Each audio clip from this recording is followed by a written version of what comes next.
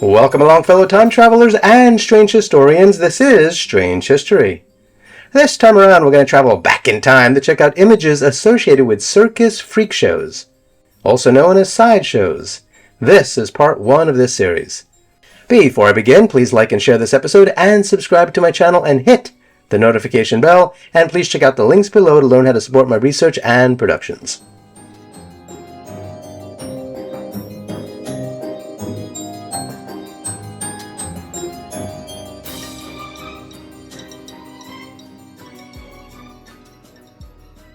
As you may know, circus sideshows have had a long and complex history that spans several centuries.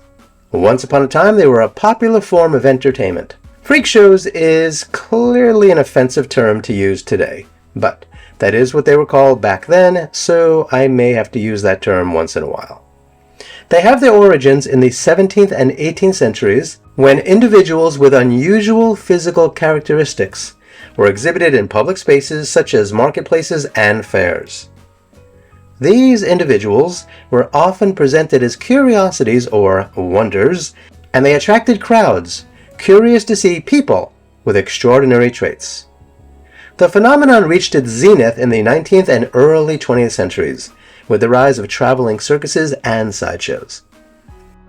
These shows featured individuals with a wide range of conditions, such as excessive hair growth. Yeah, I know, you might have some excessive hair growth, but we're talking about really excessive hair growth. Also, a medical condition in which an individual's head size is significantly smaller than average for their age and gender. And then you had people with, to put it politely, limb differences and other rare disorders, which we'll be discussing. Now, while some performers willingly joined sideshows to earn a living and gain a sense of identity, many were exploited and subjected to objectification for the sake of entertainment. So you got the advent of P.T. Barnum's American Museum and later the Barnum and Bailey Circus, both of which propelled the sideshow phenomenon to new heights. P.T. Barnum was a brilliant guy in a lot of different areas, and he capitalized on the public curiosity by presenting, quote, freak, end quote, performers with extravagant marketing and sensationalized narratives. Once again, when I use the word freak, okay, it's in quotes, it's because that is how the term was used to refer to these individuals in the past. It is not my own term. I am not using it to describe these people. And so, while some performers found camaraderie and acceptance within sideshows, they often faced ridicule and mistreatment by the general public. And that was due to a combination of societal attitudes, ignorance, and the exploitive nature of the entertainment industry during certain historical periods. And so, yeah, freak shows gained significant popularity in the 19th century, particularly during the Victorian era. P.T. Barnum, as I've mentioned, he was a renowned showman and entrepreneur, and he is often associated with the commercialization and expansion of freak shows. Barnum recognized the public's fascination with the unusual and extraordinary, and so yeah, he capitalized on it. In fact, Barnum's American Museum in New York City featured various exhibits, including individuals with physical differences or disabilities. He presented these individuals as, this is a quote here, curiosities, end quote, and, quote, freaks, end quote, often embellishing their stories to make them more sensational. While the history of freak shows is a dark chapter in entertainment history, it serves as a reminder of the importance of ethical considerations and empathy when dealing with sensitive topics and marginalized groups. It also highlights how societal attitudes and perceptions can evolve over time, leading to positive change and greater understanding. So just to be clear before we move on, the term freak performers is outdated. It's considered insensitive, as it was used to exploit people with physical differences or disabilities for entertainment. And so because these performers were often part of circus sideshows, it is essential to approach this topic with respect and empathy. Many individuals who became Circus Sideshow performers did so out of necessity to earn a living and to support themselves and their families. That being said, for some, performing in sideshows allowed them to showcase their unique talents and abilities. Not all of them just stood up on a platform and said, "Hey, look at me and look at my disabilities." A lot of them did have quite a number of skills that they were able to showcase and display and share with others. And so, despite the exploitation and objectification they often faced, it did provide an opportunity for them to gain attention, positive recognition, and a sense of identity that might have been elusive had they not become part of a sideshow. And as you likely already know, many of them went on to become quite famous. They met important people, including presidents and royalty, and many became quite wealthy. Some of the best known sideshow performers include Joseph Merrick, known as the Elephant Man. He was born on August 5th, 1862 in Leicester, England. Now, he appeared healthy at birth, but his condition started to deteriorate around the age of 5. His deformities were likely the result of a rare genetic disorder called Proteus syndrome, though the exact diagnosis is still debated. His skin was thick and lumpy, and his limbs were enlarged and distorted, and he had growths on his face and body. His mother, Mary Jane Merrick, died when he was just 11 years old, and his father remarried, but due to his condition, Joseph was unable to fit in with his family, which eventually led him to leave home. In his teenage years, Merrick joined a traveling circus and sideshow where he was exhibited as the Elephant Man due to his appearance. He was sometimes displayed in a cage, and he endured great humiliation and mistreatment. Thankfully, Dr. Frederick Treves, a surgeon at the London Hospital, encountered Merrick in 1884. He was struck by Merrick's condition and arranged for him to stay at the hospital, where he was cared for and provided a more humane environment. Merrick lived the remaining years of his life at the London Hospital. Dr. Treves and other hospital staff treated him with kindness and respect, which was a stark contrast to his previous experiences. Despite his appearance, Merrick was intelligent and had a keen interest in literature and art. He formed friendships with some of the hospital staff and visitors, including actress Madge Kendall and the Bishop of London, Mandell Creighton. Merrick spent his time at the hospital, reading and writing and even creating some artistic works. Joseph Merrick died on April 11, 1890 at the age of 27. The exact cause of his death is uncertain, but is believed to have been due to a dislocated neck as a result of his heavy head. His story gained widespread attention after his death, and his life has inspired numerous books, plays, movies, and adaptations, including the famous 1980 film The Elephant Man, directed by David Lynch and starring John Hurt as Merrick. His story also contributed to changing public attitudes towards people with disabilities and promoting empathy and compassion. Schlitzie Surtees, also known simply as Schlitzie, was a unique and beloved figure in the sideshow entertainment industry. He was often referred to as Schlitzie Surtees after his manager's surnames. Schlitzie had a congenital condition called microcephaly, which resulted in a small skull and brain. As a result, he had limited cognitive abilities and communication skills. Schlitzie gained fame as a sideshow performer in the 1920s and 1930s. He was often featured as the Last of the Aztecs or the Monkey Girl due to his appearance. Schlitzie appeared in several films, most notably in the 1932 movie Freaks. Schlitzie was well liked by his fellow performers and sideshow staff. He had a friendly and cheerful demeanor that endeared him to many. Despite his limited speech and cognitive abilities, Schlitzie had a charming personality and was known for his laughter and playfulness. He communicated through simple gestures and vocalizations. Throughout his life, Schlitzie was cared for by various sideshow managers and guardians. He often traveled and performed with different circuses and sideshow troupes. Schlitzie gained a fan following, and many people who encountered him in sideshows or through the film Freaks found him endearing and unforgettable. Well, without a doubt, he was unforgettable.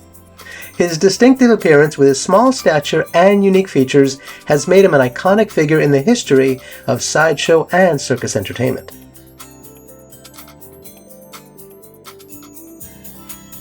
Grady Stiles, also known as Lobster Boy, was a controversial and complex figure known for his unique physical condition and tragic life story. He was born with a congenital condition called ectrodactyly, also known as lobster claw syndrome. This condition caused his fingers and toes to be fused together, resembling lobster claws. Due to his appearance, Stiles became a sideshow performer in the circus industry, and he was often billed as Lobster Boy and displayed his hands and feet to audiences for profit. Stiles' condition was inherited from his father, who was also born with ectrodactyly and worked as a sideshow performer. Stiles continued the family tradition in the entertainment industry. Stiles married twice and had several children, some of whom inherited his condition. Tragically, the family dynamic was marked by conflicts, violence, and dysfunction. Stiles was known for his aggressive and violent behavior, which included physical abuse toward his family members. He struggled with alcoholism and was involved in multiple incidents of domestic violence. In 1978, Stiles was accused of murdering his eldest daughter's fiancé. Stiles was convicted of the crime in 1979, and because no prison was able to accommodate him, he received a 15-year suspended sentence. Stiles was part of the circus and sideshow community, an environment that often tolerated unconventional behavior. This made it challenging to address the issues surrounding his violent tendencies. Grady Stiles was killed on November 29, 1992 in Gibsonton, Florida. He was shot to death in his own home. The murder was planned and executed by his ex-wife and his son-in-law, who was later convicted of the crime. Grady Stiles' life story is a tragic and complex one, offering a glimpse into the darker aspects of the sideshow industry and the challenges faced by individuals with disabilities within their families and society. Julia Pastrana was a 19th century woman known for her distinctive appearance and her tragic life story. She was born on March 4, 1834, in Mexico, and she was born with a condition known as hypertrichosis terminalis, which caused excessive hair growth all over her body. Her appearance was characterized by her facial and body hair, which gave her a bearded lady appearance. Her gums were also enlarged, giving her a pronounced jaw, and her ears were large and set low on her head. Julia's unique appearance led her to be exhibited as a sideshow attraction, where she was marketed as the Bear Woman or the Ape Woman. She toured in various parts of the world, including Europe and the United States. Julia's exhibitions often involved degrading treatment and exploitation. She was displayed as a curiosity and object of ridicule rather than being treated with dignity and respect. She was managed by a man named Theodore Lent, who eventually married her in a ceremony that was likely exploitive. Unfortunately, both Julia and her son, who was also born with hypertrichosis, died shortly after childbirth due to complications. Following her death in 1860, Julia's body was embalmed, and both she and her son were exhibited as mummies. They were displayed by various owners for decades, continuing the exploitation even after her death. In the late 20th century, there were efforts to bring attention to the exploitation and mistreatment that Julia Pastrana endured during her life and after her death. Advocates worked to have her remains repatriated to Mexico. And her remains were finally repatriated in 2013 after a prolonged legal battle, and she was laid to rest in her home state. Her life and legacy have been the subject of documentaries, plays, and discussions on ethics.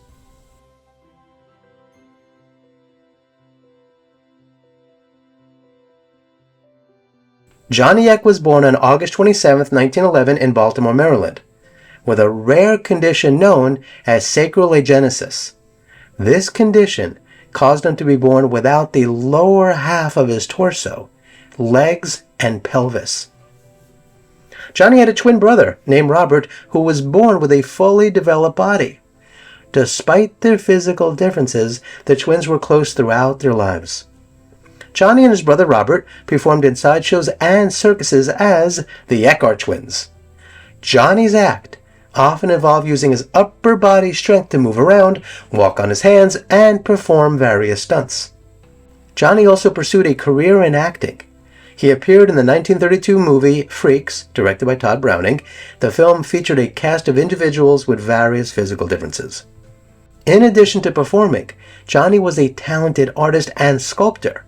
He created intricate models and dioramas, and some of his works are now considered collector's items.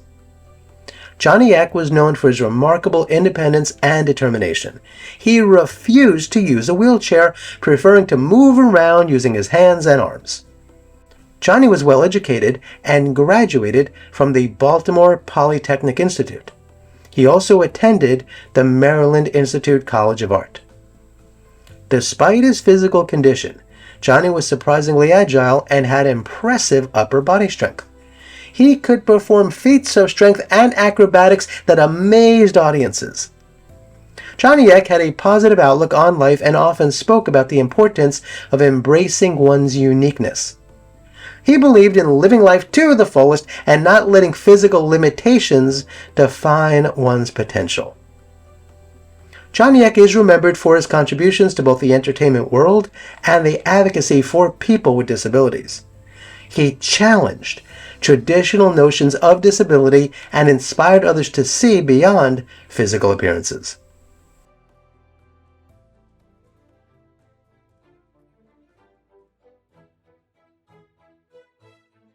Ella Harper, known as the Camel Girl, was a unique figure in the sideshow and entertainment industry in the late 19th century. She was born with a rare medical condition called genu recurvatum, which affected her knees and caused them to bend backward. This gave her a walking posture that resembled a camel's gait. Ella's unique appearance led her to be exhibited as the Camel Girl in sideshows and circuses. She toured with various traveling shows displaying her unusual gait to curious audiences. During the late 1800s, sideshows were a popular form of entertainment, and people with unique physical features or conditions were often exhibited as curiosities. Ella's condition made her a sensation among audiences.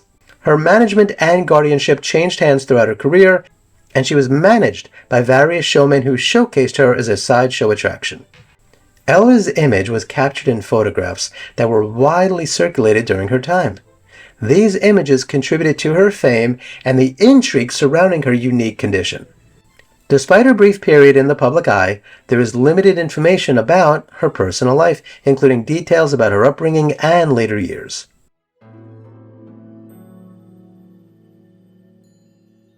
Annie Jones, also known as the Bearded Woman, was a notable sideshow performer in the late 19th and early 20th centuries. She was born on July 14, 1865, in Virginia in the United States. She was born with a rare genetic condition called hirsutism or hypertrichosis, which caused excessive hair growth on her face and body. Her unique appearance led to a career in the sideshow and circus industry, and she was often exhibited as the Bearded Woman due to her facial hair.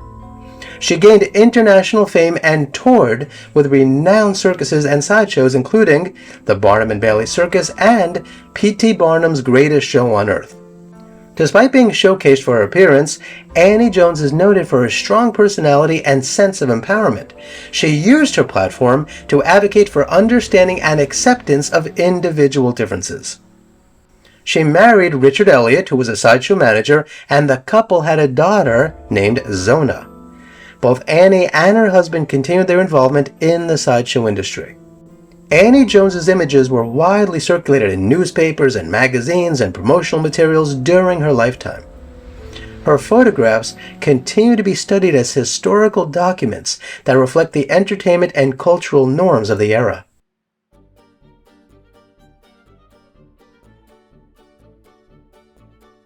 General Tom Thumb, whose real name was Charles Sherwood Stratton, was born in 1838. He was a famous American performer who gained international recognition under the management of showman P.T. Barnum. He was of average height and weight at birth, but stopped growing during his early years. At the age of 4, Tom Thumb was introduced to P.T. Barnum, a renowned showman and founder of the Barnum and Bailey Circus. Barnum recognized his potential as a performer and began showcasing him. Tom Thumb's stage name was inspired by the fairy tale character of the same name, and he began touring with P.T. Barnum shows where he was presented as a child prodigy due to his small stature. Tom Thumb toured not only across the United States but also internationally. He performed for royalty, including Queen Victoria and other European monarchs, which further heightened his fame. One of the most famous events in Tom Thumb's life was his staged wedding to another dwarf performer named Lavinia Warren. The wedding, orchestrated by P.T. Barnum, was a sensation and attracted widespread media attention. Tom Thumb's celebrity status allowed him to live a lavish lifestyle. He enjoyed the attention, traveled in style, and associated with various dignitaries and celebrities of his time. Tom Thumb's performances included singing, dancing, and acting. He also engaged in comedic skits and interacted with the audience, showcasing his charm and wit. Tom Thumb's popularity contributed to the rise of celebrity culture and had a lasting impact on the entertainment industry. He became a cultural icon of his era.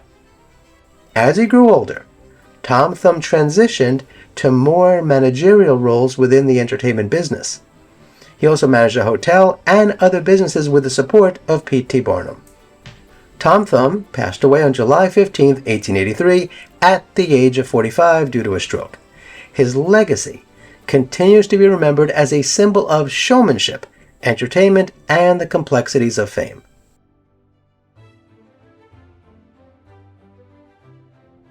Prince Randian, also known as the Living Torso or the Snake Man, was a sideshow performer known for his remarkable abilities and unique appearance. He was born with a rare condition known as tetra amelia syndrome, which caused the absence of all 4 limbs. Despite his physical limitations, Prince Randian became a sideshow performer, and he was known for his exceptional ability to perform various tasks using only his mouth and torso. Prince Randian could roll and light his own cigarettes, write using his mouth, shave with a straight razor, and perform other everyday activities using his lips and teeth. Like other individuals with unique physical conditions, he appeared in the 1932 movie Freaks. Prince Randian was married to Princess Sarah, another sideshow performer who was also born without limbs. They had 3 children together. Yes, they did. Yes, they did. You do not need to rewind this. You heard it correctly the first time, but I'll say it again anyway. They had 3 children together, all of whom were born with limbs. Prince Randian was known for his ability to speak several languages, including English, German, and French. He would often engage with audiences in their own languages. Despite the challenges he faced, Prince Randian had a positive and cheerful personality. He embraced his abilities and used his performances to entertain and inspire others. In fact, his performances were met with fascination by audiences around the world, and he left a lasting impact on the sideshow and entertainment industry of his time. Francisco Lentini, also known as the Three-Legged Man, was a unique sideshow performer known for his extraordinary physical condition. He was born on May 18, 1889 in Rossellini, Sicily.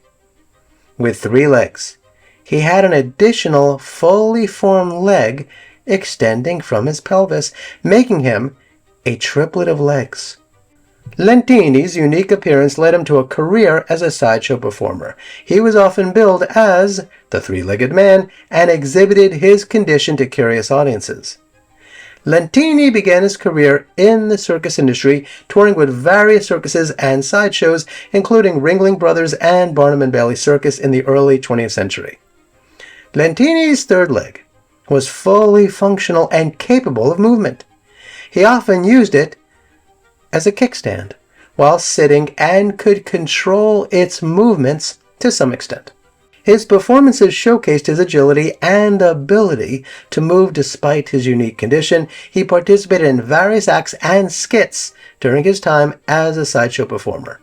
Lentini was known for his ability to speak several languages, which allowed him to interact with audiences from different backgrounds.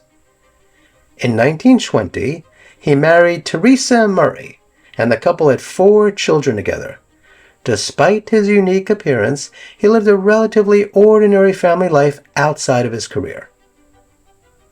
As the entertainment industry evolved and attitudes towards sideshows changed, Lentini retired from performing and worked in various other professions, including real estate. Lentini passed away on September 22, 1966, in Jacksonville, Florida. His story serves as a reminder of the diversity of the human experience and the complexities of living with unique physical conditions.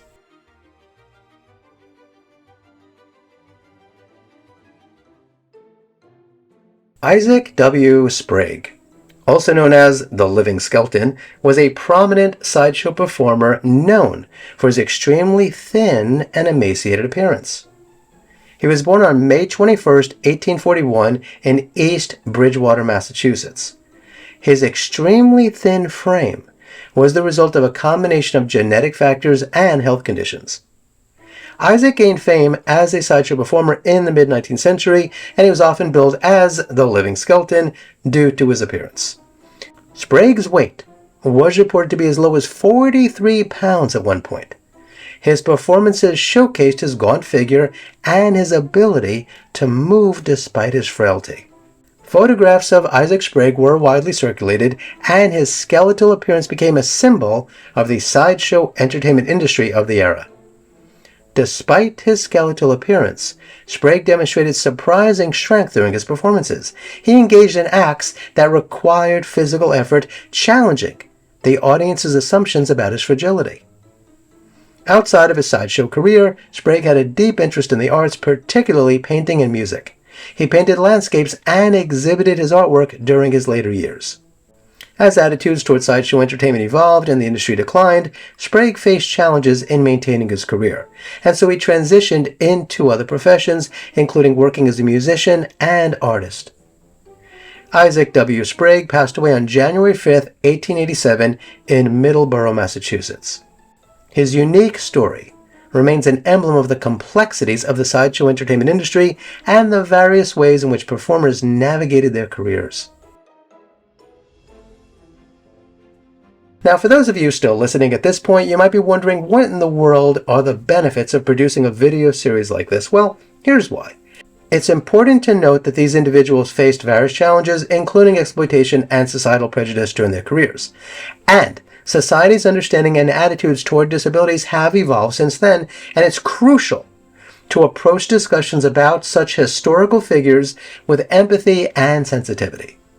Understanding the challenges and prejudices that sideshow performers endured encourages us to empathize with marginalized groups, and empathy promotes a deeper connection and a willingness to understand others' experiences.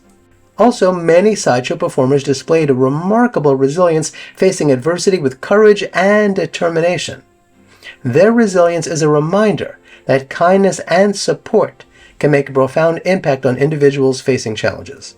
Also, let us not forget that many of these performers did embrace their careers and took advantage of the opportunities to showcase their skills and talents, including singing and dancing, and other abilities that they may have had, and many became incredibly wealthy and famous. Today, the history of sideshows serves as a cautionary tale about the exploitation of vulnerable individuals and underscores the importance of treating all people with respect, dignity, and compassion. And so, this concludes part 1 of the strange history of Circus Freaks. Kindly like, share, and subscribe, and hit the notification bell. If you want to support my research, please click on the link below to make a donation directly to me. Please join me on Patreon, where I post exclusive content, and please comment and leave a super thanks below. That really helps me out a lot. Kindly be kind to all non-human animals, and please don't eat them. They don't like that. And please, do yourself a favor and go to a local shelter and adopt a cat or a dog. You and they will be very glad that you did. Until next time, I wish you safe travels on all your journeys.